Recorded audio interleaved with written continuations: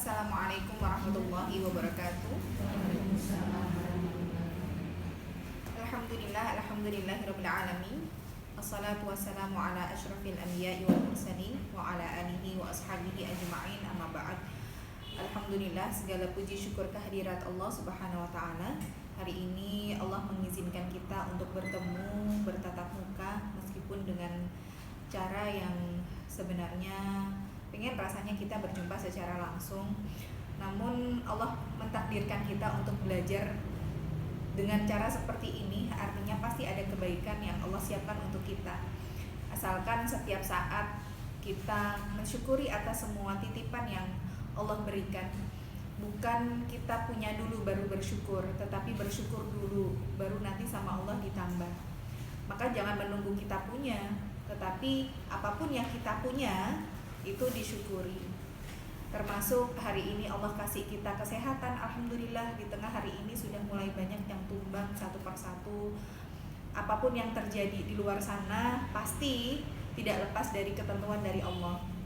Kita ikut mendoakan untuk saudara-saudara kita, sahabat-sahabat kita yang gugur. Mereka pun turut andil dalam perjuangan berjihad fisabilillah.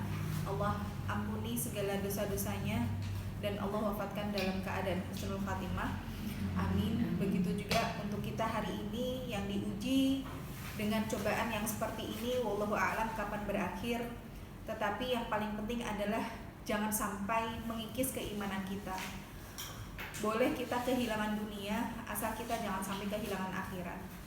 Kalau kita kehilangan dunia, maka dunia itu seperti sabda Rasulullah, diibaratkan ketika kita mencelupkan jari kita ke dalam air, kemudian air yang menempel di jari kita, inilah dunia. Maka kalau kita dapat dunia, gak usah terlalu seneng. Uang yang kita dapat cuma segini, ibaratnya cuma yang nempel tok, cuma dikit tok. Jangan terlalu bahagia kalau kita dapat sifatnya dunia. Kalaupun kita kehilangan dunia, mungkin ada yang diuji hari ini dengan kefakiran, di tengah pandemi sulit mencari rizki. Ada yang bilang cari yang haram aja susah, apalagi yang halal. Na'udzubillah min dzalik. Ini harus dijauhkan dari prasangka kita sebagai seorang mukmin ya. Kalaupun itu memang bukan rizki kita dari segi duniawi, ya nggak usah terlalu bersedih. Uang yang nggak kita dapat juga cuma sedikit. Maka yang harus kita syukuri adalah setiap hari kita terbangun dalam kondisi sehat, alhamdulillah. Dan yang pasti iman kita usahakan terus bertambah. Maka iman itu yazidu wa yankus, iman itu naik turun, yazidu bitta'ah. Kata Rasulullah, naik itu bertambah dengan ketaatan, wa yankusu bil ma'siyah, dan akan berkurang dengan kemaksiatan. Maka mudah-mudahan hari ini kita berjumpa, bertatap muka dengan daring, tetap menambah semangat kita untuk terus tawasau bil haq, saling mengajarkan, saling menasehati dalam kebenaran, saling mengingatkan dalam kesabaran. Karena salah satu rizki yang Allah berikan untuk kita adalah rizki ilmu yang syar'i, itu juga rizki. Kita bertemu dengan teman-teman yang senantiasa mengingatkan kita kepada kebaikan, ini juga bagian dari rizki kita. Maka tidak ada kalimat yang harus kita patenkan untuk kita ucapkan setiap hari selain bersyukur, bersyukur, bersyukur. Apapun yang Allah takdirkan untuk kita, baik itu sehat, sakit, lapang, sempit, semua kita syukuri. Karena kita tidak pernah tahu keadaan mana yang terbaik untuk kita di sisi Allah. Ada orang yang dikasih kesehatan, tapi dengan kesehatannya dia justru malah ingatnya dunia terus, yang dikejar dunia saja. Maka kesehatan ini tidak menimbulkan berkah untuknya. Tapi ada orang yang dikasih ujian sakit, begitu sakit dia nggak bisa ngapa-ngapain selain di atas tempat tidur, ingatnya ya Allah, berzikir astagfirullah, astagfirullah, dan itu berarti sakitnya berkah untuknya. Maka keadaan apapun yang Allah takdirkan untuk kita, pasti yang terbaik itu harus kita pegang dulu. Karena bentuk kasih sayang Allah kepada kita itu beraneka ragam, dan kita tidak bisa memukul rata, kalau aku dikasih ujian terus berarti Allah gak sayang sama aku. Justru itu bentuk kasih sayang Allah, supaya ketika kita bersabar dalam menghadapi musibah, Allah gugurkan dosa-dosa kita, sehingga kita ini insya Allah akan kembali ke hadapan Allah sudah dalam keadaan bersih. Maka hari ini bismillah, setelah bersyukur kepada Allah, kita mengucapkan sholawat serta salam kepada Nabi besar Muhammad SAW. Beliaulah qudwah hasanah kita, uswatun hasanah kita dalam semua aspek kehidupannya. Bagaimana Rasulullah menjadi insan terbaik, dan Allah mengutus Rasul, disebutkan dalam hadis, innama bu'itsu liutammima makarimal akhlak, sesungguhnya aku diutus untuk menyempurnakan akhlak mulia. Berarti kalau kita berbicara tentang Al-Quran, tentang hadis, rata-rata sepertiga dari hadis itu isinya adalah bagaimana kita berbuat baik. Maka hari ini kita belajar tentang ihsan, bagaimana kita tetap melakukan suatu kebaikan meskipun tidak dipandang baik. Terkadang kita begitu ada orang yang punya stigma buruk atau dicap negatif sama orang aja, perbuatan baik kita langsung turun. Kita langsung down, aku wis apik dek kene, ya wis lah aku rasa ngene meneh. Nah, terkadang begitu. Padahal yang diajarkan oleh Rasulullah lewat hadis-hadisnya, di mana saat itu terkenal di hadis Arba'in An-Nawawiyah, ketika Rasulullah berada di dalam satu majelis, kemudian bersama dengan para sahabat, tiba-tiba ada seorang laki-laki dengan penampilan yang bagus, atau hari ini kita sebut good looking ya. Nah, jangan negatif thinking dulu dengan good looking. Good looking itu sebenarnya bukan kemudian paham radikalisme, tapi good looking itu diajarkan ternyata oleh para malaikat, yang mereka ketika mengajarkan tentang ilmu din kepada manusia, menyamar menjadi bentuk manusia. Dan malaikat itu selalu ketika mengajarkan tentang din ya, dan menyamar dengan bentuk manusia, bentuknya itu selalu good looking. Kita perhatikan hadis-hadis Rasulullah. Jibril datang dengan penampilan seorang laki-laki syadidun bayadith thiyab. Pakaiannya itu putih bersih, ibaratnya kinclong gitulah, putihnya tuh yang benar-benar tanpa noda. Syadidus sawadi sya'ar, disebutkan bahwa rambutnya pun hitam berkilau. Kemudian dari segi penampilannya gimana? La yura alaihi min athari safar, sama sekali tidak kelihatan bahwa dia habis melakukan perjalanan jauh. Kenapa kok nggak kelihatan? Soalnya dulu kalau misalkan orang bepergian, itu rata-rata mereka naik kuda. Ketika di padang pasir, pasti mereka berpeluh dengan ada pasirnya lah, mungkin berkeringat lah, pakaiannya yang lusuh. Ini sama sekali tidak ada tampak bahwa orang ini habis melakukan perjalanan jauh. Kemudian menempelkan lututnya dengan lutut Rasulullah, kemudian bertanya apa itu Islam, apa itu iman, dan apa itu ihsan. Maka Rasulullah menjelaskan dengan rukun Islam, dengan rukun iman, dan ihsan disebutkan oleh Rasulullah, anta'budallaha ka'annaka tarahu fa in lam takun tarahu fa innahu yaraka. Ihsan itu apa? Jadi puncak tertinggi nih dari iman kita itu adalah ihsan. Maka hari ini kalau kita lihat orang yang muslim itu banyak banget. Mungkin Indonesia itu kalau zaman dulu era-era Orde Baru 98% muslim. Kemudian berkurang, sekarang mungkin tinggal 88, atau kalaupun 90 ya 91% lah, berkurang muslimnya. Artinya ini yang teridentifikasi muslim. Jadi muslim itu banyak banget. Ada yang Islamnya mungkin sekedar KTP, ada Islamnya yang abangan, ada yang Islam macam-macam lah. Yang penting mereka, aku muslim mau raketan ora sholat, yang penting Islam gitu ya. Jadi kalau kita sebut Islam itu rukun Islam, syahadat, puasa, sholat, zakat, haji. Ada yang cuma dapat syahadatnya doang, tapi puasa, zakat, hajinya enggak atau belum gitu ya.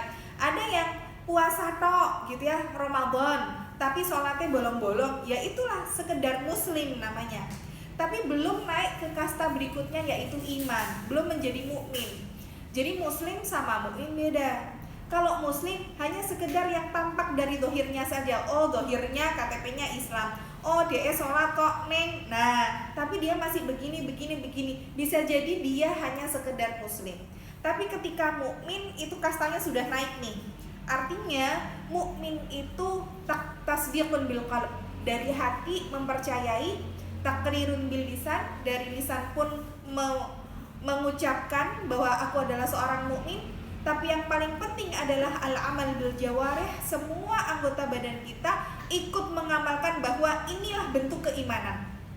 Contoh misalkan ada orang Islam tapi dia nggak pakai jilbab misalkan, maka dia belum jadi mukmin. Dia hanya sekedar muslim, dia hanya sekedar sholat, dia sekedar puasa, dia sekedar zakat mungkin pernah haji, tapi kesehariannya tidak memakai jilbab. Maka namanya adalah sekedar muslimah dan belum jadi mukminah. Kenapa? Karena kalau mukmin itu adalah bentuk kamu iman sama Allah, itu dibuktikan dengan anggota badan. Maka Allah perintahkan untuk wanita menutup aurat. Maka ketika kita masih memilah dan memilih, oh aku kalau misalkan pakai jilbab nggak boleh nih sama atasan yang di kantor, maka dia masih belum punya yang namanya iman kepada Allah dengan bentuk aplikasian dari anggota tubuhnya. Nah, ini namanya iman. Naik lagi ke kasta selanjutnya, maka muslim banyak, yang menjadi mukmin itu sudah tereliminasi, bisa jadi setengahnya. Dan lingkaran yang terkecil, tetapi ini puncak dari keimanan seseorang adalah ihsan. Atau orang yang ihsan namanya muhsin. Jadi orang yang Islam muslim, orang yang beriman mukmin, orang yang ihsan namanya adalah muhsin. Bagaimana muhsin ini? Kata Rasulullah adalah anta budallah. Kamu beribadah kepada Allah ka'annaka tarahu, seakan-akan engkau melihat Allah. Fa in lam takun tarahu, tapi kalau kamu nggak bisa seakan-akan kita beribadah menyembah Allah, fa innahu yaraka. Ketahuilah, ingatlah bahwa Allah melihat engkau. Jadi puncak dari ibadah seseorang adalah kita itu ibadah seakan-akan dilihat sama Allah. Tapi gimana nih kita ibadah seakan-akan gak bisa ngelihat Allah, orang Allah jelas gak kelihatan. Maka fahami bahwa fa'innahu yaraka, Allah ngelihat kita. Maka kalau kita ini bisa merasa dilihat oleh Allah, maka akan timbul yang namanya rasa haya ataupun malu. Malu kalau bermaksiat, malu kalau tidak menunaikan kewajibannya sebagai muslim.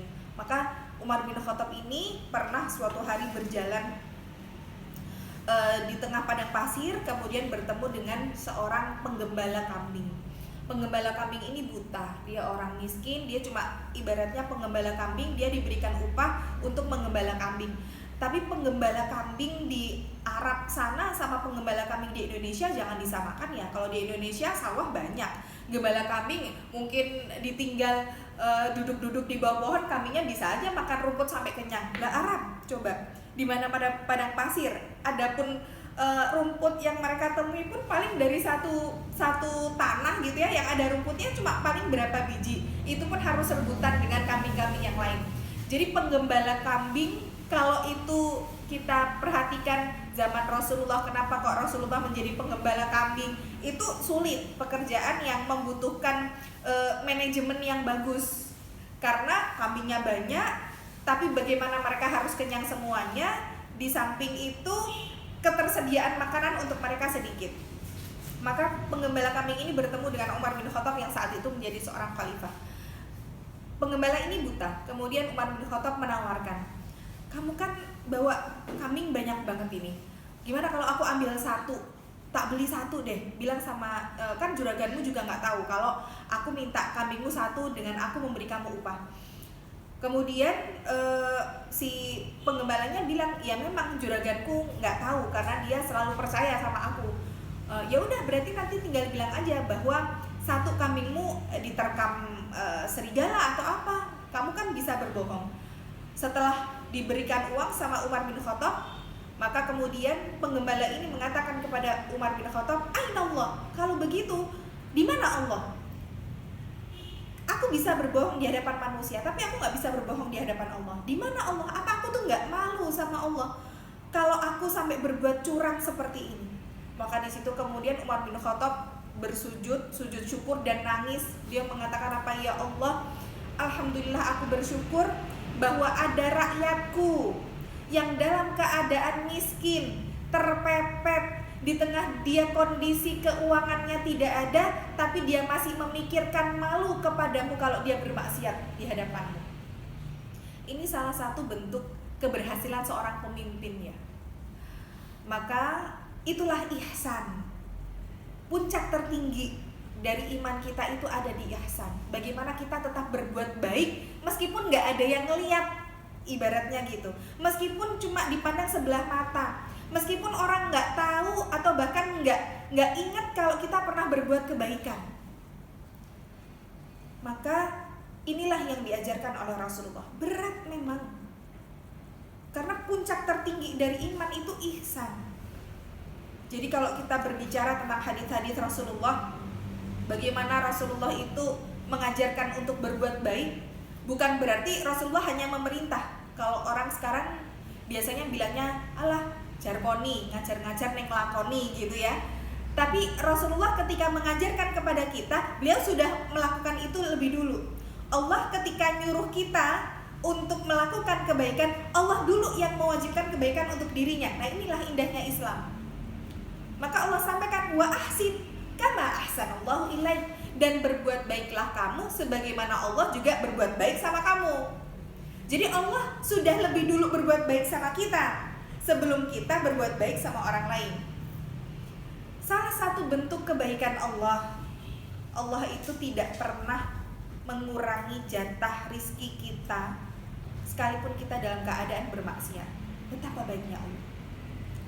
Kalau setiap kali kita melakukan kemaksiatan, Allah kurangi atau Allah kasihlah bentuk jerawat satu aja lah yang tumbuh di wajah kita mungkin, maka gak kebayang orang mau ketemu kita pasti mereka jadi jijik karena sekujur tubuh kita mungkin penuh jerawat, penuh luka. Tapi Allah tidak melakukan itu sama kita. Maka bentuk kebaikan Allah, sekalipun hamba ini bermaksiat seperti apapun, kalau jatah rizkinya segitu, Allah tidak akan mengurangi. Maka Allah itu tidak akan mewafatkan seseorang sampai seluruh rizkinya itu diberikan oleh Allah tuntas. Jadi orang itu kalau rizkinya misalkan nih si A, rizkinya sampai dengan meninggal dunia itu 5 miliar, maka sebelum 5 miliar ini dikasih sempurna sama Allah, dia gak akan diwafatkan. Dengan cara bagaimanapun, belum sampai 5 miliar, dia gak akan meninggal. Maka kalau hari ini ada orang yang sudah tutup usia, yang dipanggil sama Allah entah karena apapun itu, berarti memang sudah Allah cukupkan rizkinya sampai situ. Maka ini kalau kita berbicara konsep rizki, maka kita belajar bagaimana Rasulullah mengajarkan kita berbuat baik. Nanti ada beberapa bagian, berbuat baik kepada diri sendiri, berbuat baik pada orang tua, pada kerabat, pada non-muslim bahkan. Itu insya Allah akan kita bahas. Maka anjuran atau perintah dari Allah adalah balaslah ihsannya ini dengan ihsan. Allah berbuat baik kepada kita, maka kita pun berbuat baik kepada orang lain. Hal jazaul ihsani illal ihsan. Ini harus dijadikan pedoman bahwa tidak ada balasan untuk kebaikan illal ihsan, kecuali kebaikan itu sendiri. Pasti itu. Allah itu maha segala sesuatu. Yang tidak bisa dilakukan oleh Allah satu, menyelisihi janjinya. Allah tuh paling gak bisa untuk ingkar janji. Itu Allah. Maka kalau Allah bilang balasan kebaikan adalah kebaikan, itu janjinya pasti. Gak kayak kita yang sukanya belenjani janji. Nih Allah gak bisa belenjani janji. Maka harus kita pahami bahwa sudah berbuat baik saja. Gak usah pikirkan balasannya di dunia. Gak usah kemudian kita pikirin orang itu tuh gak pernah nganggap aku baik, bu aku apike koyo opo. Gak usah pikirkan omongannya orang. Kita lillahi ta'ala sudah. Hal jazaul ihsani illal ihsan. Maka kata Allah lewat Rasulullah, man ja'a bil hasanati falahu bi asyri amsalihha. Barang siapa yang melakukan satu kebaikan, maka dia mendapatkan asyru amsalihha, 10 kali lipat amalnya. Innal muttaqina fi jannatin wa uyun akhidina ma atahum rabbuhum innahu kanu qabla dzalika muhsinin. Bahwa orang-orang yang melakukan atau yang disebut dengan ihsan ini, mereka berada di surga-surga yang di bawahnya mengalir air-air. Surga itu punya 8 pintu. Surga itu punya 8 pintu, dan pintu yang paling indah itu adalah pintu yang paling tengah. Dan jarak satu pintu ke pintu yang lain, maka Rasulullah bersabda, jarak antara kedua pintu surga itu seperti jarak Mekah ke Hajar, atau sama dengan jarak Mekah ke Busra. Ini Rasulullah ngomong 1400 tahun yang lalu, di saat belum ada GPS aja baru ada beberapa tahun belakangan, belum ada satelit, belum ada Google Maps. Ternyata Rasulullah sudah sabdakan jarak antara kedua pintu surga itu jaraknya sama kayak Mekah ke Busra atau sama dengan Mekah ke Hajar. Ternyata setelah hari ini dikonversi ke Google Map gitu ya, ke satelit, jarak Mekah ke Busra dan jarak Mekah ke Hajar itu sama, 1272 km persis, tidak kurang tidak lebih. Luar biasa. 1400 tahun yang lalu loh Rasulullah bilang itu. Dan ternyata hari ini kita perhatikan, kita ukur jaraknya, gak kurang gak lebih, sama persis antara kedua kota tersebut jaraknya dari Mekah. Dan itu menjadi jarak antara kedua pintu surga, 1272 km. Padahal pintu surga ada 8. Dan pintu surga yang paling indah tengah. Apa itu? Pintu surga yang paling indah tengah itu apa? Berbuat baik sama orang tua. Itu yang paling indah. Maka pertama kita ihsan sama diri sendiri. Ihsan sama diri sendiri itu gimana? Rasulullah sabdakan, wali nafsika 'alaika haqqan, dan sungguh dirimu juga punya hak wajib yang kamu penuhi. Bentuk kita melakukan perbuatan baik kepada diri sendiri bukan disenengin dari segi duniawi loh ya. Ini salah kaprah kalau orang merasa aku arep ngei hadiah buat diriku sendiri, beli jam tangan yang mahal ataupun tas keluaran terbaru atau baju yang branded misalkan. Itu bukan bentuk dari berbuat baik untuk diri sendiri. Jangan-jangan itu salah satu bentuk kita mendolimi diri sendiri. Justru ketika kita mengukurnya adalah sifatnya duniawi. Karena bentuk ihsan kepada diri sendiri adalah dengan kita memberikan yang halal dan baik untuk tubuh kita. Ini yang pertama. Maka pastikan bahwa makanan yang kita makan bukan hanya halal dari segi zatnya, tetapi caranya juga halal. Apakah tercampur dengan cara riba? Insya Allah sudah dibahas sama Ustadz Abduh ya di bab halal dan haram. Maka ini bentuk ihsan sama diri sendiri. Dan yang kedua, yaitu ketika kita mampu mengendalikan dan mengarahkan diri kita untuk taat kepada Allah dan meninggalkan maksiat. Jadi melakukan satu kemaksiatan itu adalah bentuk kezaliman sama diri sendiri. Kadang kita tidak merasa loh, kita menumpuk barang itu perbuatan zalim untuk diri kita. Loh kok bisa? Iya, membuat hisab kita jadi lebih berat di hadapan Allah. Apakah kita nggak mendolimi diri kita seperti itu?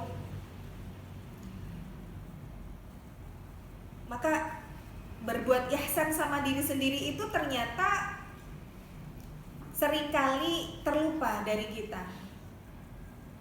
Kita taunya aku sudah diet selama berbulan-bulan, mesake awakku kepengen kae ora keturutan. Padahal itu sebenarnya hawa nafsu saja ya.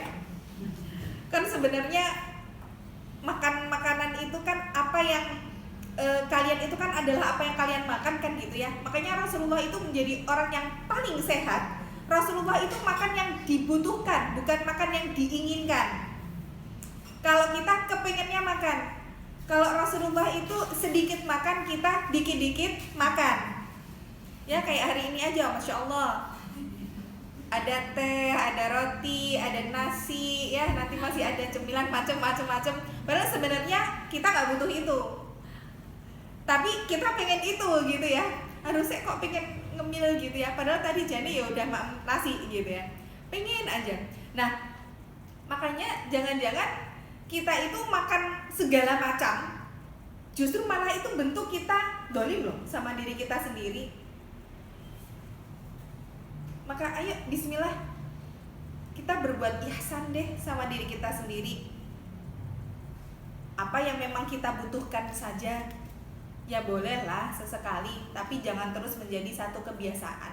Jangan terus hanya sekedar mengikuti tren, karena ini juga salah satu bentuk dari tren musuh-musuh kita, atau disebut ghazwul fikri, perang pemikiran.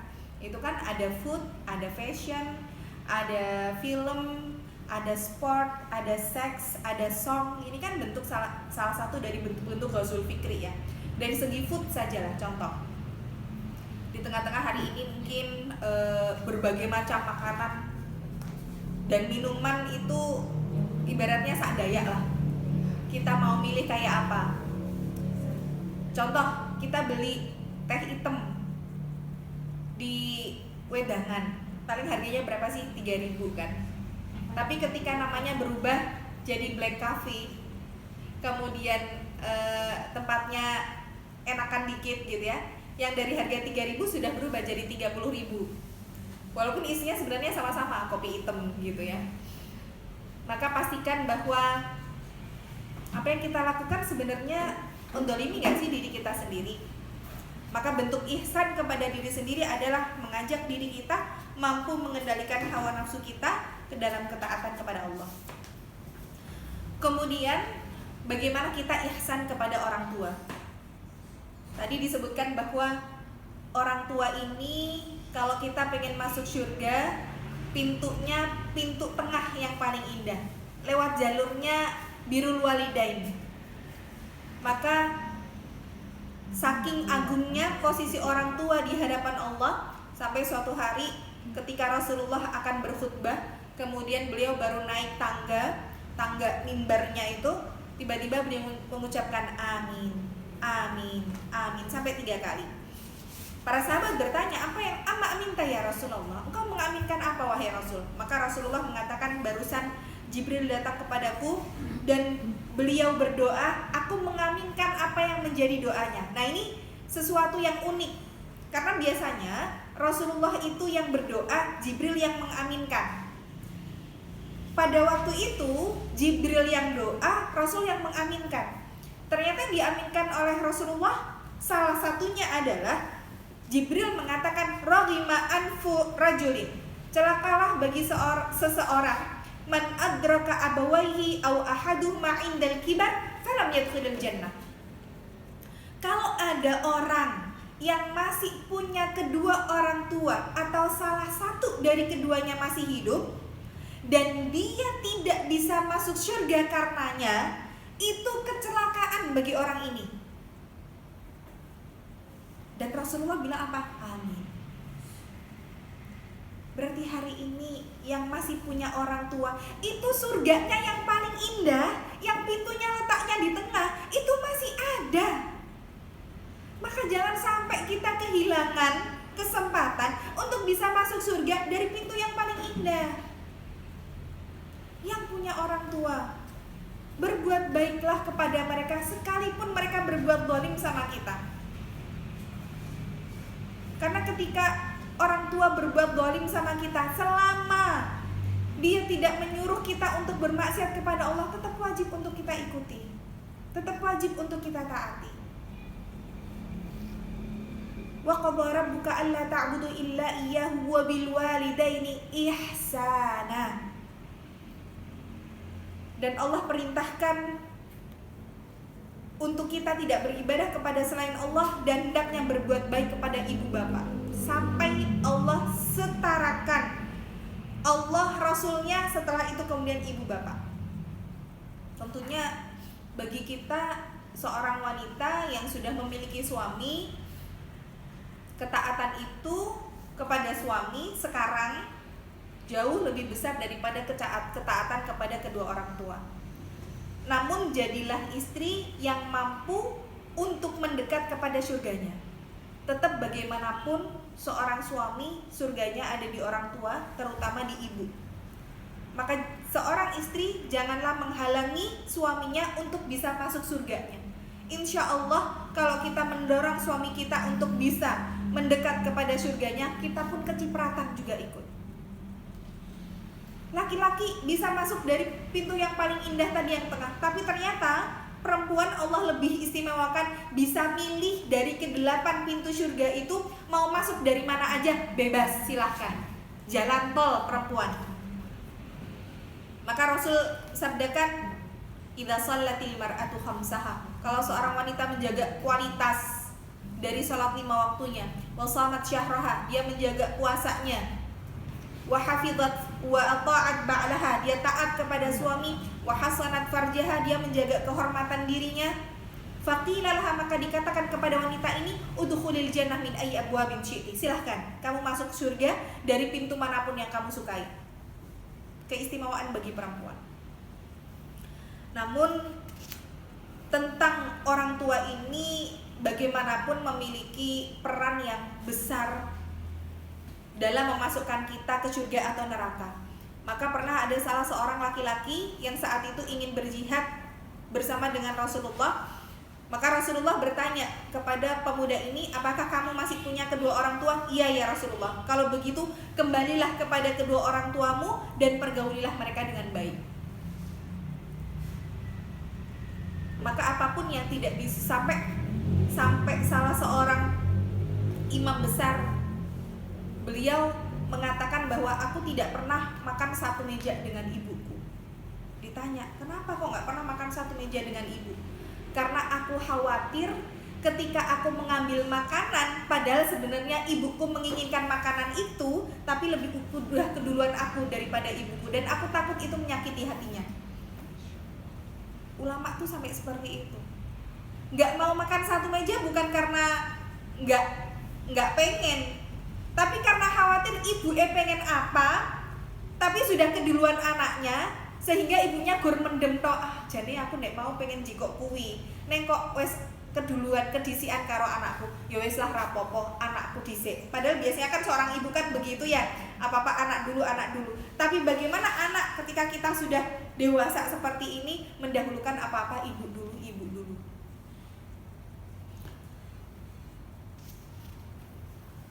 Maka setelah kita berbuat baik kepada kedua orang tua, Allah menyuruh kita untuk melakukan ihsan kepada kerabat.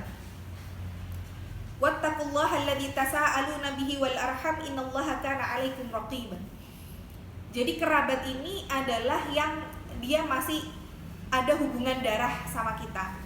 Makanya disebut silaturahim, itu menjalin kekerabatan. Jadi kalau tidak ada hubungan darah, saling mengunjungi, itu namanya aku mau silaturahim ke temanku. Teman yang tidak ada hubungan darah namanya bukan silaturahim, ziarah namanya, kunjungan. Karena rahim itu ya rahim, berarti ada hubungan kekerabatan. Maka yang paling afdol itu adalah kita menyambung kekerabatan yang memang sudah putus. Kadang kan ada mungkin saudara yang jauh gitu ya, ternyata dirunut-runut, oh kok ternyata masih saudara. Nah, yang lebih afdol itu silaturahimnya tuh di situ, bukan mengunjungi teman. Ya walaupun boleh-boleh saja ziarah, tetapi yang Allah sebutkan lewat Rasulnya, man kana yu'minu billahi wal yawmil akhir falyukrim dhaifahu, wa man kana yu'minu billahi wal yawmil akhir falyasil rahimah, wa man kana yu'minu billahi wal yawmil akhir falyakul khairan aw liyasmut. Jadi ternyata hadis-hadis Rasulullah yang berkaitan dengan iman kepada Allah dan hari akhir, imannya ke atas nih. Bentuk prakteknya kalau kita benar-benar mukminah, iman sama Allah, hari akhir, prakteknya apa sih? Oh, ternyata Allah sebutkan bahwa bagaimana kita berhubungan dengan sesama manusia. Jadi iman yang ke atas itu aplikatifnya justru malah ke samping. Ketika kita percaya iman sama Allah dan hari akhir, bagaimana bentuk aplikasinya adalah kita berbuat baik sama orang-orang yang ada di sekitar kita. Maka yang pertama Allah sebutkan falyukrim dhaifahu, hendaklah dia memuliakan tamunya. Jadi orang beriman itu kalau kedatangan tamu seneng. Jangan malah waduh ngopo kok ndek dadak dhek iki kok yo rene sumayae rambut deng wektu apa yo. Kadang kita begitu, makanya Allah sampaikan kamu memuliakan tamu gitu ya, itu bentuk keimanan sama Allah dan hari akhir loh. Apa yang kita suguhkan, bagaimana wajah kita menerima tamu, apakah kita persilahkan masuk atau cuma nunggu di gerbang doang gitu ya, itu bentuk keimanan kita sama Allah dan hari akhir itu. Maka para sahabat itu dulu berlomba-lomba untuk memuliakan tamunya. Sampai Rasulullah ketika kemudian kedatangan tamu dan tidak punya sesuatu apapun untuk mereka suguhkan, Rasulullah bertanya kepada para sahabat, adakah di antara kalian yang bisa menjamu tamuku? Maka ada seorang sahabat ya, suami istri, seorang laki-laki ini, dia kemudian membawa tamunya Rasulullah untuk makan di rumahnya. Zaman dulu belum ada penerangan, belum ada lampu. Kemudian tanya sama istrinya, punya makanan apa kita hari ini? Gak ada, kita cuma punya makanan untuk berdua saja. Anak-anak kita pun gak ada makanan. Ya sudah, sediakan makan, matikan penerangan, dan kita ikut duduk bersama dengan mereka. Jadi penerangannya dimatikan, mungkin pakai lilin, mungkin pakai teplok ya, belum lampu seperti kita. Kemudian mereka duduk makan dalam keadaan gelap, tamunya makan gitu ya. Sedangkan istrinya, suaminya, dan anak-anaknya ikut makan tapi cuma sekedar krompiang. Nggak ada yang mereka makan. Mereka cuma memainkan antara, mungkin kalau hari ini ya kayak sendok sama piring gitulah. Etok-etoknya kayak makan, padahal nggak ada makanan yang bisa mereka makan. Dan Allah sampaikan kepada Rasulullah malam itu, Allah tersenyum melihat apa yang sudah dilakukan seorang sahabat ini kepada tamunya Rasulullah. Sampai begitu loh para sahabat itu. Keimanan mereka luar biasa. Kalau kita hari ini mungkin punya makanan kesukaan apa sih, iki ojo disuguhke nggo tamune eman-eman. Iki enak soalnya, sing disuguhke kowe sing ra kepangan kuwi. Nah, kadang kita masih berpikir seperti itu kalau ada tamu. Tamu pun kita pilih-pilih gitu ya. Kalau tamunya agak deket dikit atau agak orang yang ya mungkin kita hormati, kita suguhnya yang enak-enak. Kalau cuma sekedar tetangga, cuma sekedar suguhin yang biasa-biasa wae. Terkadang begitu. Maka sebenarnya di situ kita bisa mengukur keimanan kita sama Allah dan hari akhir itu gimana letaknya pada memuliakan tamu. Ini yang pertama. Yang kedua, wa man kana yu'minu billahi wal yawmil akhir falyasil rahimah. Kalau kita iman sama Allah dan hari akhir, salah satu aplikasinya setelah itu adalah hendaklah dia menyambung rahimah, tali silaturahim kepada kerabat yang mungkin sudah putus. Terkadang dalam kehidupan berumah tangga ataupun kita berkeluarga ada saja masalah di antara keluarga. Mungkin gak cocok sama ipar, mungkin sama mertua juga gak akur ya. Maka hubungan-hubungan seperti itu bisa jadi renggang. Yang paling afdol adalah yang menyambung tali silaturahim pertama kali. Karena silaturahim itu kadang kita begini, yang jauh kita sambangi tapi yang dekat malah tidak. Artinya yang dekat ini seperti HP lah. Dia mampu mendekatkan yang jauh tapi menjauhkan yang dekat. Bagaimana hari ini duduknya misalkan deket-deketan tapi semua main HP kabeh. Dekat tapi hatinya jauh. Etok-etoknya kita makan bareng yuk sekeluarga, dinner di luar. Tapi begitu dinner satu meja gitu ya, semuanya yang dipegang HP-nya. Semua asyik dengan gadgetnya. Maka bisa gadget ini yang jauh-jauh kayaknya wah alhamdulillah ada WA, jadi bisa ketemu sama teman yang sudah 15 tahun nggak ketemu, bisa terkumpul dalam satu grup WA. Iya, tapi yang satu keluarga bener malah justru jauh karena adanya gadget ini. Maka faliyasil rahimah, hendaknya dia menyambung tali silaturahmi ini memang untuk hubungan kekerabatan, hubungan kekeluargaan yang renggang, yang putus. Maka ketika Allah itu terkadang menutup satu pintu kebaikan dari orang-orang terdekat kita, ujiannya di situ memang. Contoh misalkan kita nggak akur sama mertua, kita punya pemahaman A, mertua tidak terima, ataupun nggak cocok dengan ipar. Allah tutup satu pintu kebaikan nih, ditutup pintu kebaikan dari mertua misalkan. Tapi sebenarnya di waktu yang sama Allah sudah membukakan pintu kebaikan itu lebih banyak daripada yang ditutup sama Allah. Kita nggak dapat satu pintu kebaikan dari keluarga kita yang paling deket, tapi Allah buka dari jalur keluarga yang lain. Mungkin dari sepupu, mungkin dari keluarga yang tadinya kita nggak kenal, atau bahkan dari tetangga, atau mungkin dari teman ngaji yang mereka justru lebih daripada keluarga sendiri karena saking deketnya. Maka jangan fokus pada yang tertutup saja. Sebagaimana Rasulullah juga begitu. Rasulullah sudah tidak punya bapak ibu, punyanya cuma paman-paman, tapi ada paman, rata-rata pamannya Rasulullah ini dengki, iri semuanya sama Rasulullah. Semua memusuhi Rasul. Ada Abu Lahab, ada Abu Jahal, ada Abu Sufyan. Tetapi ketika Allah tutup pintu kebaikan dari pamannya Rasul, Allah bukakan dari jalur sahabat. Ada Abu Bakar As-Siddiq, ada Umar bin Khattab. Allah bukakan jalur dari paman yang lain, dari Abu Talib. Allah bukakan dari jalur yang lain. Terus begitu. Tetapi yang paling afdol adalah tetap kita berbuat baik kepada mereka, sekalipun kita tidak dianggap baik sama mereka, meskipun mereka membenci kita. Tapi pastikan bahwa ketika kita dibenci, misalkan gak akur hubungannya sama mertua, gak akur hubungannya sama ipar, pastikan bahwa mereka tidak suka sama kita bukan karena akhlak kita yang buruk, tapi pastikan bahwa karena kita berada di atas kebenaran. Karena Rasulullah mengajarkan bahwa ketika Rasulullah itu belum mengajarkan Islam, gak ada yang gak suka sama Rasul. Semua pamannya pun saking dekatnya sama Rasulullah, orang yang memusuhi beliau pun sampai menjuluki Rasulullah sebagai Al-Amin, orang yang dipercaya. Itu sebelum Rasulullah diutus oleh Allah untuk berdakwah. Namun ketika kemudian dakwah itu mulai terang-terangan, ketika Rasulullah menyampaikan di atas bukit, barulah kemudian saat itu pamannya Abu Lahab mengatakan, "Tabban laka ya Muhammad, aihada jama'atana." Celaka engkau wahai Muhammad. Cuma gara-gara hal ini tok kamu ngumpulin kita di sini. Sejak saat itulah paman-pamannya mulai memusuhi Muhammad.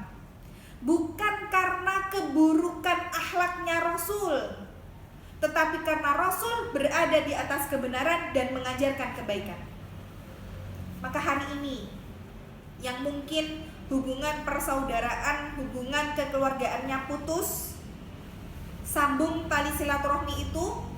Kalau belum mampu, paling tidak mereka benci sama kita bukan karena kita julid, bukan karena kita nyebelin, bukan karena lisan kita yang gak bisa ngontrol, bukan karena kita yang mendolimi mereka. Pastikan bukan itu.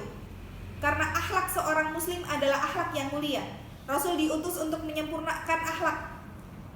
Maka kita belajar ihsan. Apapun yang mereka lakukan sama kita, tetap berbuat baik karena kita melakukan kebaikan lillahi ta'ala, karena Allah saja. Ingat, hal jazaul ihsani illal ihsan. Balasan kebaikan itu pasti kebaikan, gak mungkin enggak.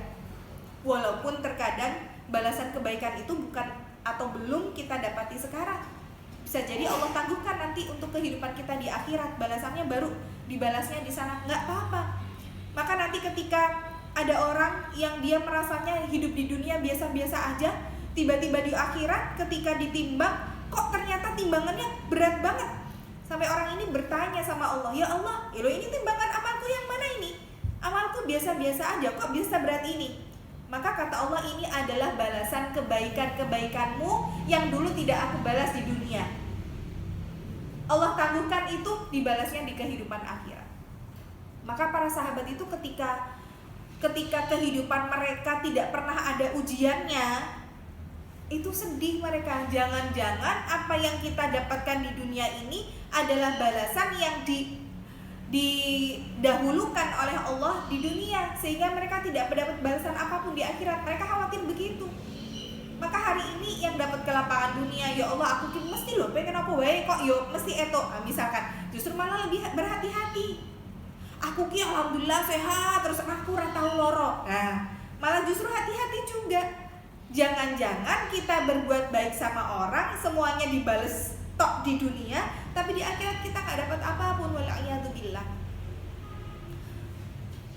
Maka belajar untuk nothing tulus, kita bilang ya. Udah, karena Allah aja lah. Maka kalau sudah nothing tulus itu, semua keadaan, kejadian berjalan di luar ekspektasi kita, ya kita ikhlas. Kalau nothing tulus harusnya begitu.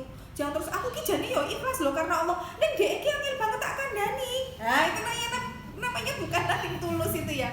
Kalau sudah nothing tulus ya sudah lah. Mau dia dengerin kita kayak mau dia bales kayak mau apa itu sudah bukan urusan kita. Ya sudahlah lillahi ta'ala, kok dari awal aku juga sudah karena Allah. Gitu loh. Maka Allah sampaikan lagi lewat Rasulullah, salah satu tanda kebaikan iman kita sama Allah dan hari akhir adalah falyakul khairan aw liyasmut. Hendaklah berkata yang baik aw liyasmut. Kalau nggak bisa, diem. Berarti pastikan nih, yakul khairan itu, berkata yang baik itu bukan hanya benar isinya, tetapi kalimat berkata yang baik itu harus ada unsur satu, benar isinya, dua, indah caranya, tiga, bermanfaat, berpahala di sisi Allah. Benar isinya, baik caranya, tepat waktunya, bermanfaat dan berpahala di sisi Allah. 5 kategori kalau kita ngomongnya disebut khairan. Maka pastikan nih ketika kita ngomong satu, bener gak apa yang kita omongin? Aku ki jane ya ora salah loh. Aku ki ngomong tenanan kok bener. Lah dheknya koyo ngono. Tapi ternyata yang kita omongin walaupun bener, caranya gak bagus. Mungkin kita ngomongnya di hadapan orang banyak, sehingga yang kita omongin bener dia tapi malu. Kita mempermalukan dia di hadapan orang banyak, maka tidak disebut khairan. Yang ketiga, ngomongnya bener, waktunya tepat nggak, caranya bagus nggak. Kalau tadi caranya nggak bagus, kemudian waktunya nggak tepat, orang dia sudah lagi sedih, ditambah mungkin dia lagi kelarang-larang, ibaratnya dia lagi sakit hati, kemudian kita tambahin, mbak, kok ki ojo koyo ngono to, mbak, apa to, malah tambah gugu nangisnya gitu ya. Loh kok nangis toh? Aku kok disalahin kowe sih? Salah misalkan. Loh kok iso aku disalahke? Aku ngomongnya bener loh. Wong iki tenanan. Iya memang. Apa yang kita sampaikan benar, tapi caranya nggak bener, caranya nggak indah, waktunya juga nggak tepat. Itu bukan disebut khairan. Terus ada manfaatnya nggak yang kita omongin? Berpahala nggak di sisi Allah? Kalau kemudian cuma gosip doang, kowe iki gosip kowe, aku ora gosip kok. Iki tenanan, kenyataannya sama aja. Yang namanya ribah itu kalau kita omongin bener itu namanya ribah. Kalau kita omongin nggak bener, nah itu baru namanya fitnah. Jadi ngomongin orang mau bener mau nggak bener, ya sama-sama nggak bener gitu ya. Karena jatuhnya kalau nggak ribah fitnah gitu. Jadi pastikan ketika kita disebut yakul khairan itu benar isinya, tepat caranya, indah waktunya, ya indah caranya, tepat waktunya, bermanfaat dan berpahala di sisi Allah. Kalau kita ngomong nggak bisa 5 kriteria ini, kata Rasulullah apa? Liyasmut, meneng wae. Sudah diem aja sudah, nggak usah ngomong. Kalau ngomong cuma nyakitin hati, kalau ngomong malah julid sama orang, ya sudah diem aja lebih baik.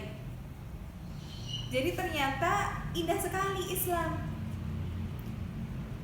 Allah identifikasi iman kita ternyata dari aplikasi bagaimana kita memberikan kenyamanan terhadap orang-orang yang ada di sekitar kita. Nah, kemudian ketika kita menyambung tali silaturahmi, insya Allah akan membuka pintu rizki. Rizki itu ya bukan hanya soal materi saja, walaupun terkadang orang mengatakan rizki itu nek kita dapat sesuatu ya, dalam tanda kutip mungkin yang bisa kita bawa, yang bisa kita makan, yang bisa kita kenakan, itu rizki. Padahal sebenarnya rizki itu luas. Bisa jadi ketika kita menyambung tali kekerabatan yang renggang, yang putus, akan mendapatkan rizki apa? Yo, kadang kan kalau misalkan kita mengunjungi pulang digawani, ya wis itulah itu rizki dunia gitu ya. Tetapi yang paling penting adalah menambah keberkahan. Jadi memanjangkan usia itu bukan berarti usianya yang tadinya 70 tahun jadi 80 tahun dengan banyak silaturahmi, enggak. Tetapi maksudnya adalah memberkahi usia kita. Maka yang paling penting dari usia itu bukan panjangnya, tapi berkahnya. Ketika Allah takdirkan kita meninggal di usia muda, ya kita tutup dengan ketaatan, minim kemaksiatan. Tapi kalau Allah takdirkan usia kita sampai 80 bahkan sampai 100 tahun, ya ditutupnya juga tetap dalam keadaan husnul khotimah. Itu yang namanya keberkahan usia. Jadi silaturahmi itu nanti akan memanjangkan usia, dalam arti kata memberkahkan usia yang kita punyai, yang diberikan oleh Allah. Kemudian selanjutnya ada ihsan kepada pasangan hidup. Baik itu kita sebagai istri, kita sebagai suami. Perintah Allah kepada suami adalah wa'ashiruhunna bil ma'ruf, dan pergaulilah mereka dengan cara yang baik. Maka suami hendaklah menjadikan Rasulullah sebagai prototipe seorang suami ataupun ayah. Dengan Rasul mengatakan khairukum li ahlihi wa ana khairukum li ahli. Sebaik-baik orang yang terbaik di antara kalian itu bukan yang dianggap wah di hadapan semua orang. Jadi sebenarnya kalau kita pengen tahu apakah diri kita baik atau tidak, jangan tanya orang lain. Jangan tanya sama orang yang mungkin jamaah kita, temen ngaji kita, ataupun kita disegani sama siapa. Enggak, tanya saja sama keluarga terdekatnya. Kalau pengen tahu Bapak A baik atau enggak, tanyakan sama istrinya. Pengen tahu saya baik atau enggak, tanyakan sama suami. Karena yang paling baik itu adalah yang terbaik dengan keluarga, bukan dengan orang lain. Perintah kepada seorang suami mempergauli istrinya dengan baik. Tetapi bagi seorang perempuan, jadi dua-duanya adil ya. Allah itu contoh misalkan bentuk keadilan Allah. Laki-laki diperintahkan untuk menundukkan pandangan, perempuan diperintahkan untuk menutup aurat. Ini adil. Allah nggak bilang laki-laki menundukin pandangan, tapi kalau perempuannya nggak nutup aurat, maaf, mungkin pakai you can see my kel gitu ya, bajunya yang you can see my kelek gitu ya. Dia membuka auratnya, kemudian diobral kayak paha ayam aja 5.000 gitu kan. Kalau kita beli makan yang kayak fried chicken yang di pinggir jalan aja paha ayam 5.000, dada berapa ribu gitu kan. Artinya kita mau melihat pahanya ayam aja harus bayar, harus penuh perjuangan tuh. Nangkep ayam aja dia petok-petok gitu kan, belum disembelih. Nah sekarang paha manusia suruh lihat gratis gitu kan, berarti sebenarnya kan lebih murah mana gitu kan. Nah jadi Allah itu adil. Perempuannya disuruh nutup aurat, laki-lakinya disuruh menundukkan pandangan. Jadi bukan wanitanya boleh buka-bukaan terus laki-lakinya suruh menundukkan pandangan, ya mesake gitu kan. Jadi dari dua-duanya juga Allah atur itu. Sama dalam suami istri, Allah perintahkan kepada para suami untuk memberikan atau menjadi laki-laki terbaik, yang terbaik untuk keluarganya. Tapi bagi seorang istri, maka Allah sebutkan taat sama suaminya. Dan itu berat memang. Bahkan ketika kemudian Allah sebutkan asa antakrahuhunna, kalau bagi seorang laki-laki, karena perempuan itu tercipta dari dilak, dari tulang rusuk yang bengkok ya. Jadi memang karakter wanita tuh yo bengkok. Bengkok tuh artinya yo sangel dikandani, bola balik dikandani kok yo gitu ya. Angel. Ya itu karena karakter wanita bengkok. Tapi bengkok ini kalau tidak diluruskan, ya selamanya akan bengkok. Tapi kalau bengkokinnya, meluruskannya itu dipaksa, diluruskan secara paksa, ya bakalan patah. Maka harus berlaku lemah lembut kepada istri.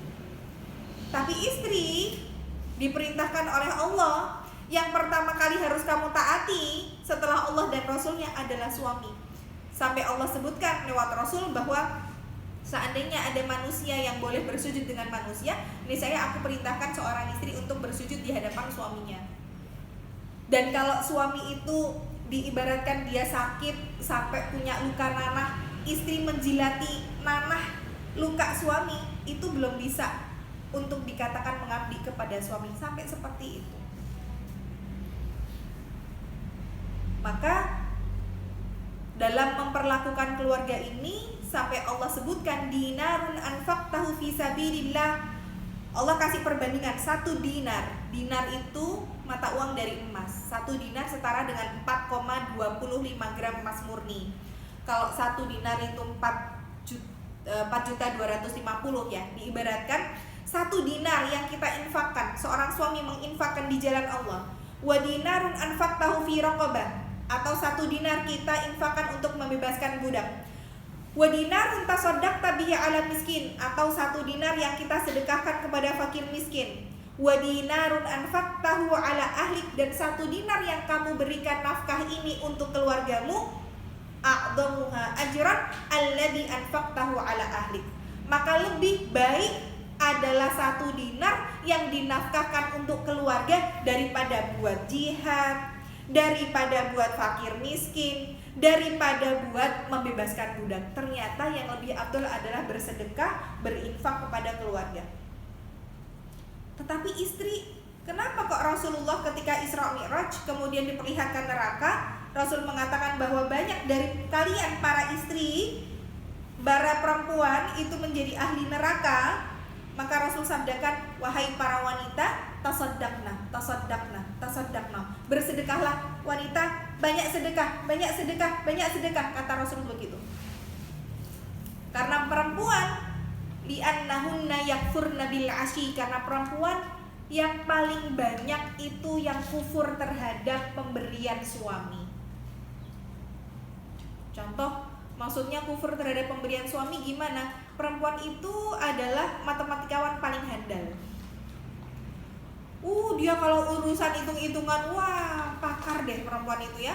Bahkan dalam masalah menghitung kesalahan aja yang dilakukan suami awal nikah sampai mungkin 10 tahun pernikahan itu masih diingat terus. Rakelingan mas di awal nikah kayak, aku kepengen iki rambut tukokno saiki gitu ya. Padahal suaminya mungkin sudah lupa, tapi peristiwa 10 tahun bagi perempuan itu ya oke, saiki wis tak maafke, tapi tidak akan bisa dilupakan gitu ya. Memaafkan iya, tapi melupakan tidak. Wah, ini perempuan ini. Makanya Rasulullah sabdakan, kenapa kok banyak perempuan masuk neraka? Karena mereka banyak kufur terhadap suaminya. Bilangnya apa? Kamu tuh nggak pernah loh mas nyenengke aku. Bilangnya nggak pernah. Mungkin kelewatan aja ya, yo pernah gitu ya. Cuman pas kelewatan bilangnya nggak pernah gitu. Maka jadilah yang terbaik, tetaplah berbuat baik meskipun suami kita, istri kita tidak seperti yang kita impikan. Karena pernikahan itu ya realita kehidupan nyata itu ya di pernikahan.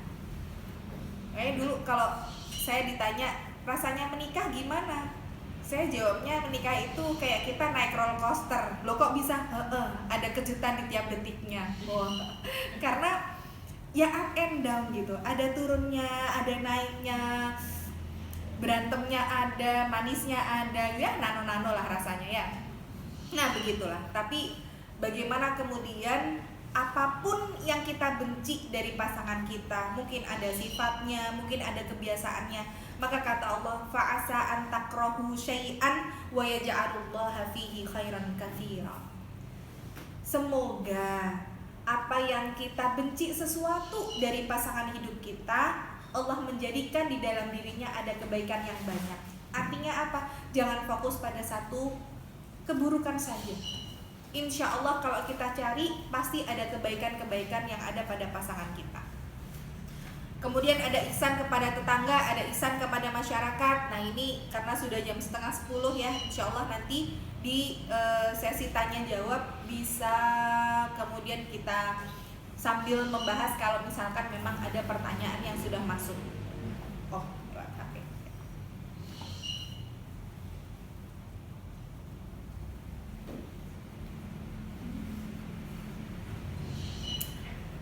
Bismillah, ada beberapa pertanyaan yang sudah masuk. Jika kita dulu punya partner kerja dan kita ada sedikit selisih pendapat dan akhirnya hubungan kita tidak baik sampai sekarang, dan setelah sekian 14 tahunan kita tidak jumpa, tidak ada komunikasi, bagaimana cara kita untuk menebus kesalahan dosa kita dengan partner kerja yang sekarang tidak ada kabar? Jazakillah khair. Baik, jadi dalam masalah yang hubungan itu dengan sesama manusia, maka memang meminta ridhonya, meminta maaf kepada orang ini lebih afdol. Artinya begini, Rasulullah sabdakan, ada 2 dosa yang Allah segerakan balasannya di dunia sebelum nanti dapat di akhirat, yaitu kezaliman dan durhaka kepada orang tua. Berarti dari sini harus kita pahami bahwa segala bentuk mungkin musibah, mungkin penyakit, mungkin ketulo-tulo, mungkin hidupnya kok nelongso terus-menerus, muhasabah dulu. Aku termasuk orang yang pernah menyakiti hati orang tua atau tidak? Atau kalau sudah menjadi anak yang berbakti, kira-kira ada kedzaliman yang pernah kita lakukan sama orang atau tidak? Karena ketika kita berbuat zalim sama orang itu sakit hati, dia mengangkat tangan, itu tidak ada hijab antara doa dia ke Allah itu langsung dikabulkan. Bisa jadi kehidupan kita hari ini belangsak, ibaratnya begitu ya, apa-apa kok susah, apa-apa kok mesti ketipu. Jangan-jangan ada hubungannya dengan kita pernah berbuat zalim sama orang. Maka kalau kita pernah menyakiti hati seseorang, mungkin partner kerja atau siapapun, cari, minta ridhonya, minta maafnya. Kalau misalkan nggak ketemu, nggak ada kabarnya gimana, kita beristighfar sama Allah sambil terus berdoa, mudah-mudahan bisa dipertemukan. Dan cara menebus kesalahannya gimana? Bisa kemudian kita bersedekah, kan kita nggak tahu kabarnya apakah orang ini masih hidup atau tidak. Boleh kita bersedekah dengan atas nama orang lain untuk kita mengirimkan pahala. Sebagai bentuk menebus kesalahan kita kirimkan pahala. Jadi misalkan orang ini, teman kita mungkin sudah meninggal, bismillah ya Allah, ini aku sudah berusaha mencari temanku tapi nggak tahu di mana kabarnya, di mana keberadaannya. Bismillah, ini aku niat sedekah untuk dia. Mudah-mudahan dengan ini Allah mengampuni dosanya. Kalaupun dia memang sudah tidak ada lagi di dunia ini, maka pahala sedekah ini bisa sampai kepada sahabat kita ini. Begitu ya. Jadi lebih baik memang terus mencari keberadaannya karena hubungannya dengan manusia. Kemudian yang kedua dari Ika Sartika, bagaimana menyikapi sikap saudara sepupu yang rumahnya berdekatan tapi selalu buang muka kalau papasan, tapi jika kami mengalami kesulitan baru menyapa kami. Nah, ini jadi jangan nunggu orang berbuat baik sama kita baru kita berbuat baik sama orang. Jadi perbuatan itu ada yang namanya adil, ada yang namanya zalim, ada yang ihsan. Adil itu begini, kamu ngasih aku ngasih kamu, itu namanya adil. Kamu nyapa aku juga nyapa kamu. Kamu senyum, aku senyum, itu adil. Ibaratnya, yuk kita podo wae sama dia, nggak ada lebihnya. Tapi kalau zalim, aku wis apian loh karo DE. Neng, kok DE ngene karo aku? Ya sudah, berarti dia berbuat zalim sama kita. Tapi kita pengen naik kasta jadi ihsan, dia nggak nyapa, aku tak nyapa. Dia nggak pernah ngasih aku apa-apa, aku tak ngei. DE setiap kali butuh aku, dia nyari aku. Sekarang nih aku butuh dia, misalkan dia nggak mau bantuin aku, ya sudah kita bantu aja terus. Berdoa sama Allah, ya Allah, jadikan aku orang yang punya segalanya supaya aku bisa membantu banyak orang dengan apa yang aku miliki. Karena kalau dalam satu dalil usul fikih disebutkan faqidus syai' la yu'ti, orang yang nggak punya apa-apa nggak akan bisa berikan gitu ya. Kita pingin bisa bermanfaat bagi banyak orang, maka minta sama Allah dipunyakan banyak hal supaya semakin banyak orang-orang yang kita bantu. Maka ketika ada misalkan, apalagi ini sepupu ya, sudah sepupu, rumahnya berdekatan, tapi nggak saling tegur sapa, kalau papasan, ya berarti sekarang kita mulai itu dari diri sendiri dulu. Mungkin dia nggak mau bertetamu, nggak mau senyum kalau papasan karena kita nggak senyum gitu kan. Mungkin saja dia nunggu kita senyum duluan baru dia mau senyum. Kenapa tidak kebaikan itu kita mulai dulu dari diri kita? Insya Allah kalau akhlak yang buruk itu bisa menular, kenapa nggak kita tularkan saja akhlak yang baik gitu loh. Siapa tahu itu juga bisa menjadi satu kebaikan, satu kebiasaan. Jadi mulailah untuk dari menyapa terlebih dahulu. Kalau misalkan mengalami kesulitan baru menyapa, nah itu namanya ada udang di balik bakwan gitu kan. Artinya cuma karena berharap sesuatu aja akhirnya menyapa. Maka bismillah, diikhtiarkan dari mulai menyapa dulu. Wong menyapa itu, senyum itu sedekah yang paling ringan dan paling mudah, paling murah gitu kan. Cuma tinggal menarik mulut 3 cm saja, itu kita sudah dapat sedekah gitu. Masa yang gratis aja kita nggak mau kasih gitu ya, apalagi yang bayar nanti. Maka mulailah dengan tersenyum dulu, nggak usah kepada sepupu, sama siapa saja yang kita temui, meskipun kenal atau tidak kenal, bismillah kita menyapa ya, niatkan senyum sedekah karena Allah. Kemudian selanjutnya, Ustazah, bagaimana cara yang ihsan untuk menghentikan atau menghindari orang yang mengajak ghibah tanpa kita menyakiti hatinya? Syukron.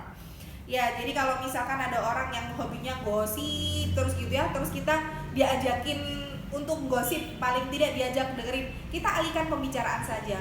Mbak, udahlah itu urusannya orang gitu. Kita ngurusin diri sendiri aja loh. Pandemi kita melar semuanya, kita ngurusin diri gitu ya. Artinya kalau memang diajak untuk menggibahin orang atau gosipin orang, kita coba alihkan pembicaraan ke hal-hal yang kebaikan. Mbak, iya ya, anakmu misalkan belajarnya daring, ada kesulitan nggak? Ini apalah yang memang itu tujuannya tidak untuk ngomongin orang gitu ya. Atau kalau misalkan memang tidak bisa dihindari omongannya, lebih baik kita menghindar, artinya menghindar kita cabut gitu ya. Mbak, maaf ya, aku soalnya buru-buru, masih ada keperluan setelah ini. Nah, itu lebih baik kita menghindari dari gosipin orang dengan kita beranjak, daripada kalau kita berada di situ kita ikutan kena dosanya. Karena memang orang karakternya beda-beda. Ada yang kemudian ditegur, dia mau dengerin, tapi ada juga yang sakit hati. Nah, tergantung kita mengemas kalimatnya dengan seperti apa. Insya Allah dengan kalimat yang baik, yang bisa dipahami, ini tidak akan menimbulkan sakit hati kepada orang yang kita ajak bicara. Begitu ya. Kemudian dari Latifah Suci, Ustazah, saya ingin bertanya bagaimana sikap kita apabila orang tua sedang tidak berhubungan baik dengan tetangga. Terima kasih. Ya, jadi salah satu cara untuk berbuat baik dengan orang tua, kalau ini orang tuanya masih ada ya, dengan tetangga, begini, boleh melakukan kebaikan mengatasnamakan orang tua kepada tetangga. Nah, ini salah satu cara untuk mengislah begitu. Jadi kalau ada 2 orang mukmin, karena salah satu bohong yang diperbolehkan adalah berbohong untuk mengislahkan antara 2 orang yang sedang bermusuhan. Itu boleh. Misalkan gini, si A sama si B musuhan, si C pengen mengakurkan antara si A sama si B. Si A bilangnya, dapat salam loh dari si B. Misalnya bilang ke si A, kamu dapat salam loh dari si B gitu. Alah, masa dia nitip salam? Nah, Mbok, kalau ada yang nitip salam tuh, Mbok ya dijawab dulu, ya udah, waalaikumsalam. Masa kamu dikasih salam nggak mau nitip salam balik nggak? Ya weh, salam balik gitu. Nah, akhirnya disampaikan nih ke dia, dapat salam loh dari masa ya, kayak gitu loh. Jadi mulai dari saling membohongi dalam rangka islah itu boleh. Maka kayak tadi misalkan orang tua ada masalah nih dengan tetangga, tidak baik gitu kan, tidak baik dengan tetangga. Kita sebagai anak pengen berbuat baik, mengislah antara keduanya. Kita nggak pernah tahu atau mungkin tidak tahu permasalahan apa sih yang dihadapi orang tua dengan tetangga ini, sehingga hubungan mereka tidak baik. Wong namanya tetangga, makanya kan Rasulullah sabdakan tadi, salah satu bentuk keimanan kepada Allah dan hari akhir adalah falayu dijaroh, tidak menyakiti tetangga. Maka para sahabat yang saat itu bertanya kepada Rasulullah, ya Rasul, sebenarnya yang dimaksud tidak menyakiti tetangga itu seperti apa? Maka Rasul mengatakan, engkau memasak baunya sampai tapi rasanya tidak. Kan Rasulullah bilang begitu tuh ya. Jadi sebenarnya bentuk kita menyakiti tetangga itu yang paling ringan adalah kita gur ngambon-ngamboni nek masak. neng orang ngeteri gitu ya ibaratnya. Kita cuma sekedar ngasih bau tapi tidak ngasih rasa. Nah, kembali ke dalam permasalahan tetangga dan orang tua yang mungkin tadi ada hubungan yang tidak baik. Kenapa tidak kita mulai dari berbuat baik dengan sekedar memberikan masakan, atau mungkin kita belilah satu box ayam ungkep misalkan ya, ayam goreng, kita anterin ke tetangga, Mbak ini ada titipan dari ibu misalkan begitu. Orang itu insya Allah ketika sudah dari makanan itu akan mencair kok segala macam masalah gitu ya, hancur bersama dengan makanan yang dimakan. Nah, jadi boleh kita berbohong, niatnya adalah untuk mengislah antara kedua orang yang memang punya hubungan tidak baik. Maka bismillah, ketika kemudian Mbak sebagai anak memberi kepada atau berbuat baik kepada tetangga, mengatasnamakan ibu, nanti tetangganya, oh ya Allah, benen ibu iki yo anu yo. Nanti kan terus, yes lah, dia ini wes ngei ayam, iki tak ganti, tak masak ke apa gitu kan. Akhirnya jadi ngeteri juga sebagai bentuk. Ya walaupun yang pertama dilakukan ini adalah sekedar bentuk karena kemarin sudah ngasih, iki tak bales ngei juga. Nah nanti insya Allah mudah-mudahan dengan begitu hubungan antara keduanya menjadi baik. Begitu ya. Kemudian selanjutnya Reuvimea itu apa? Nama orang? Oh, mungkinkah malaikat saat ini juga berubah menyerupai manusia sebagaimana pada zaman Rasul? Ya, wallahu a'lam bishawab. Kalau hari ini mungkin atau tidak, mungkin bisa jadi malaikat itu bisa berubah jadi bentuk apapun ya. Kalau pada zaman Rasulullah memang mereka mengajarkan agama kepada para sahabat, bentuknya yang dipilih rata-rata malaikat adalah bentuk-bentuk yang cakep gitu ya, ganteng ya. Jadi seperti misalkan Mus'ab bin Umair salah satunya itu biasanya diserupai oleh malaikat untuk dijadikan sebagai perwujudan manusia. Hari ini bisa atau tidak malaikat berubah wujud jadi manusia? Bisa. Jadi kalau misalkan kita banyak membaca kisah-kisah pejuang-pejuang yang ada di Palestina itu ketika berperang melawan musuh, itu seringkali tentara-tentara Allah yang berupa malaikat itu ikut bersama dengan para mujahid-mujahid di sana menyerang musuh-musuhnya Allah. Makanya ini mungkin tidak banyak diceritakan ya, tapi musuh-musuh Allah itu sampai mengatakan, siapa mereka yang pakai jubah-jubah putih, memakai kuda-kuda kok memerangi kami. Nah itulah barisan para malaikat. Ketika kemudian di zaman Rasulullah juga pernah pada saat perang Uhud, perang Badar, malaikat itu mereka berubah wujudnya membantu kaum muslimin untuk memerangi kaum kafir. Dan Rasulullah bertanya kepada para sahabat, kalian bisa bedain nggak musuh-musuh kita yang mati di tangan malaikat sama yang mati di tangan orang-orang muslim, apa bedanya? Maka para sahabat, apa bedanya ya Rasulullah? Kalau kalian melihat kuku jari-jari mereka putus dan kepala mereka terpenggal dan tubuh mereka gosong terbakar, itulah yang mematikan mereka adalah barisan para malaikat. Karena malaikat itu membawa pedang-pedang dari neraka.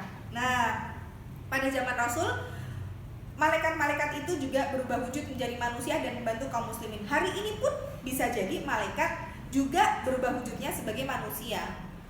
Mereka juga membantu saudara-saudara kita di Palestina, bisa jadi, atau di sekitar kita ingin menguji kita, mengajarkan kita, wallahu a'lam bishawab. Tapi kita juga tidak tahu, ya kita nggak pernah tahu juga ini beneran manusia, apakah ini malaikat yang menyamar manusia, kita juga nggak tahu, wallahu a'lam bishawab ya. Artinya hari ini mungkin atau tidak, sangat-sangat mungkin. Kemudian selanjutnya dari Ibu Idiana Novita Sriyatno, apakah kedudukan orang tua tiri kedudukan sama dengan orang tua kandung, sama-sama bisa jadi jalan untuk menuju pintu surga yang tengah? Ya. Jadi kalau yang disebut dengan orang tua, tetap yang namanya orang tua tiri. Jadi begini, kalau orang tua tiri itu ibaratnya orang tua kandungnya berarti sudah tidak ada ya? Ya. Orang tua sambung gitu ya. Ya, apakah sama-sama bisa menjadi jalan untuk menuju pintu surga yang tengah? Bisa.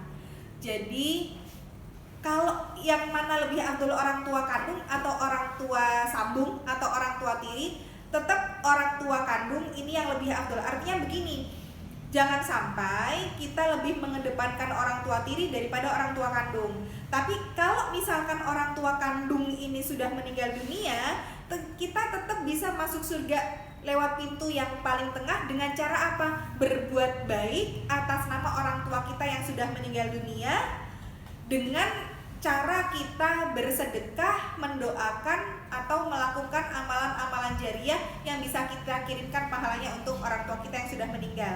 Ini dulu pernah sedikit saya ulas, ada amalan-amalan yang memang pahalanya bisa sampai atau tidak kepada orang yang sudah meninggal ya, yaitu amal yang sifatnya harta atau menggabungkan antara jasad dengan harta. Amal yang bersifat harta bisa jadi sedekah, bisa jadi wakaf, bisa jadi kurban, ataupun apa yang kira-kira harta harus kita keluarkan dan kita niatkan untuk orang tua kita atau siapapun keluarga kita yang sudah meninggal, maka pahala ini bisa dikirimkan. Nah, apakah bisa itu digantikan dengan orang tua tiri? Bisa, kita menggantikan itu dengan orang tua tiri, tetapi tetap tidak bisa menggantikan posisi orang tua kandung ya. Jadi berbuat baik kepada orang tua tidak terbatas kepada orang tua kandung saja, tetapi ketika kita punya orang tua tiri, juga orang tua kandung lebih diafdolkan orang tua kandung. Tapi kalau misalkan orang tua kandungnya itu tidak ada, sudah meninggal, boleh kita bentuk berbaktinya itu dengan cara bersedekah untuk atau atas nama orang tua kandung kita yang sudah meninggal. Kalau orang tua kandung kita nggak diketahui, misalkan ya, ada anak yang di panti asuhan misalkan, dia akhirnya diangkat anak sama orang lain, maka boleh kita menjadikan orang yang mengasuh kita ini sebagai orang tua kita dengan kita birrul walidain kepada mereka, dan insya Allah pahalanya juga tidak pernah akan Allah sia-siakan. Oh, ini kan bukan orang tua kandung, tidak, Allah tidak pernah mendolimi hambanya dengan kemudian membeda-bedakan antara amal ibadah yang kita lakukan.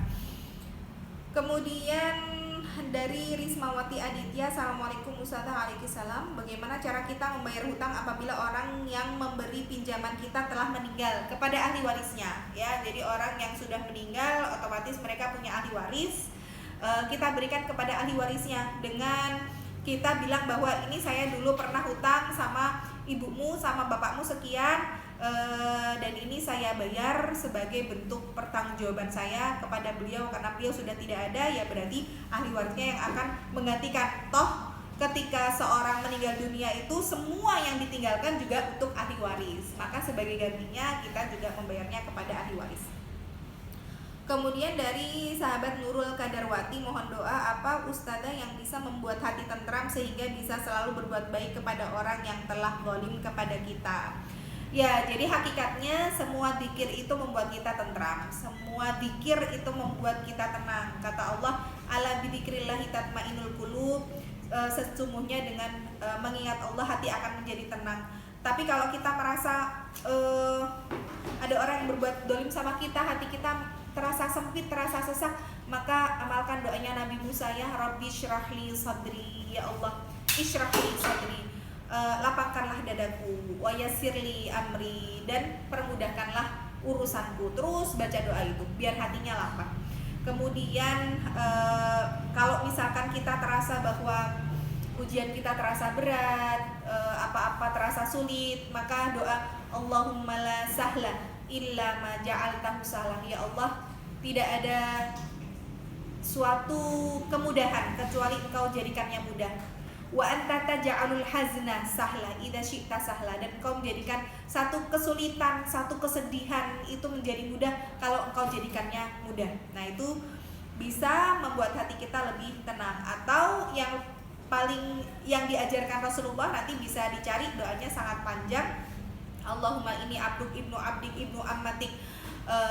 Kemudian nanti yang bisa di googling nanti ya, doa ketika hati sedang sedih atau gundah gulana. Nanti ada part atau bagian dari doa itu, Allahumma anta ja'alil qur'ana rabi'a qalbi, gitu. Ya Allah, Engkau jadikanlah Al-Qur'an itu sebagai taman-taman di hatiku. Nah, maka Rasulullah bersabda, barang siapa yang membaca doa itu niscaya Allah akan lapangkan setiap kesulitannya, dan yang sedih akan dibahagiakan gitu ya. Setiap kesulitan akan dimudahkan dengan kita membaca doa itu. Nanti doanya sangat panjang, saya juga tidak mungkin menuliskan karena nggak ada alat tulis gitu ya. Atau mungkin nanti bisa saya share ya ke panitia untuk bisa nanti diteruskan kepada yang bertanya. Kemudian jika kita berbaginya seringnya ke orang yang berbeda akidah dengan kita, anak-anak kos yang kekurangan itu gimana ya Ustazah? Karena tiap kali ingin berbagi, tetangga terdekat pun malah kekeuh karena mereka orang-orang mampu. Selama ini saya mikirnya ya berbagi aja, terima kasih. Iya, alhamdulillah ini salah satu bentuk sarana dakwah sebenarnya kalau kita berbagi kepada non-muslim. Dan tidak ada anjurannya di dalam Islam bahwa berbagi khusus kepada orang muslim saja, nggak ada. Bahkan kepada yang non-muslim pun kita tetap berbuat baik kepada mereka. Siapa tahu itu jadi wasilah atau perantara mereka mendapatkan cahaya Islam gitu ya. Maka kisah ulama-ulama besar itu ketika kemudian ada beliau sakit, kemudian tetangganya yang non-muslim itu datang menghampiri gitu ya. Kebetulan rumahnya non-muslimnya itu di atas ulamanya ini. Kemudian datang ke bawah gitu ya. Kok sudah berhari-hari nggak ngeliat tetangganya ini. Terus ditanya, loh ini air yang netes ini apa di rumahmu? Dilihat ternyata itu saluran pembuangan kamar mandinya si non-muslim ini. Dia baru tahu kalau itu ternyata selama ini najis atau air kencingnya si tetangganya yang non-muslim ini itu menetes selama lebih dari 40 tahun. Coba.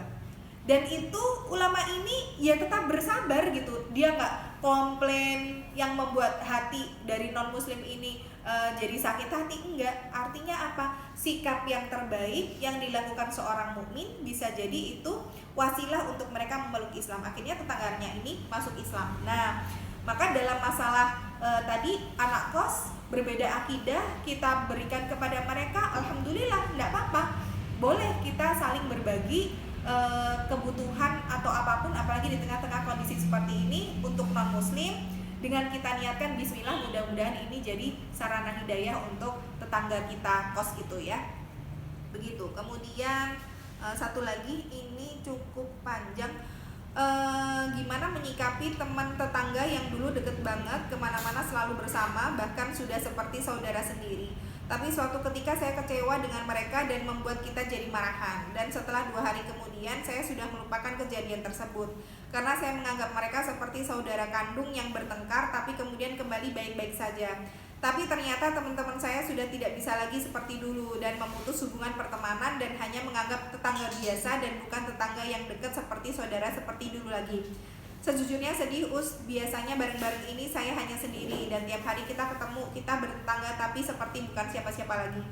Gimana cara biar hati saya tidak sedih berlarut-larut dan seakan-akan saya kadang merasa ingin pindah rumah karena memang bagi saya berat kehilangan teman sekaligus tetangga yang sudah seperti saudara. Mohon bimbingannya. Baik, jadi memang tetangga itu bisa dibilang seperti keluarga, seperti saudara. Kita sedih, kita ada masalah, ada musibah, yang pertama kali nolongin juga tetangga kan gitu. Makanya anjuran dari Rasulullah adalah untuk berbuat baik kepada tetangga. Nah, namun apabila pernah ibu ini, sahabat ini membuat kecewa para tetangga atau 2 orang di situ ya, sampai akhirnya mereka sakit hati. Nah, kita tidak tahu hati manusia itu sedalam apa ya. Mungkin yang kita lakukan itu tadi, kadang kita ngomongnya bercanda, kadang kita ngomongnya nggak ada maksud untuk berbicara seperti itu, tapi ternyata tanggapan mereka berbeda. Kalau yang dilakukan meminta maaf sudah, coba dilakukan berbuat baik sama mereka sudah juga, tapi misalkan mereka tidak mau untuk kembali menjalin hubungan seperti dahulu kala, ya sudah, sekarang lakukan yang terbaik yang bisa kita lakukan apa, sambil terus berdoa sama Allah. Artinya begini, batu sekeras apapun pasti akan lubang dengan tetesan air yang terus menerus. Tentu hati manusia tidak sekeras batu, maka ketika hati manusia ini terus kita isi dengan air, dalam tanda kutip ya, batu tadi ketetesan air, sama hati manusia kalau terus kita ketuk dengan kebaikan, insya Allah lama-kelamaan juga akan luluh. Artinya tetap kita melakukan yang terbaik, melakukan apa apapun dari kebaikan yang bisa kita berikan kepada tetangga kita. Mungkin menyapa sudah, sesekali ya sudah, mungkin kita punya sesuatu antarkanlah atau masak apalah buat tetangga, atau ya udahlah kita sekedar refreshing bareng gitu ya, ngajak mungkin sekedar tamasya bareng kemana gitu kan. Coba segala macam cara dilakukan ya, insya Allah nanti lama-lama mencair. Tapi kalau misalkan nggak bisa seperti dulu, ya berarti tinggal menunggu waktu saja, karena tadi bahwa Allah tidak pernah mendolimi hambanya yang berbuat baik. Balasan kebaikan adalah balasan kebaikan. Kalaupun hari ini belum terbuka hatinya, insya Allah suatu saat pasti akan terbuka hatinya. Wong kita nggak pernah tahu keadaan seseorang apa. Kadang orang itu kalau punya ilmu the master of kepepet gitu ya. Kadang misalkan kita orangnya pemalu banget, tapi master of kepepet, nek wis kepepet ya dadi raisen malah ngisin-ngisini gitu ya. Bisa jadi begitu gitu ya. Artinya tetangga kita yang sudah kayak saudara hari ini mungkin bersikapnya masih apatis dengan kita.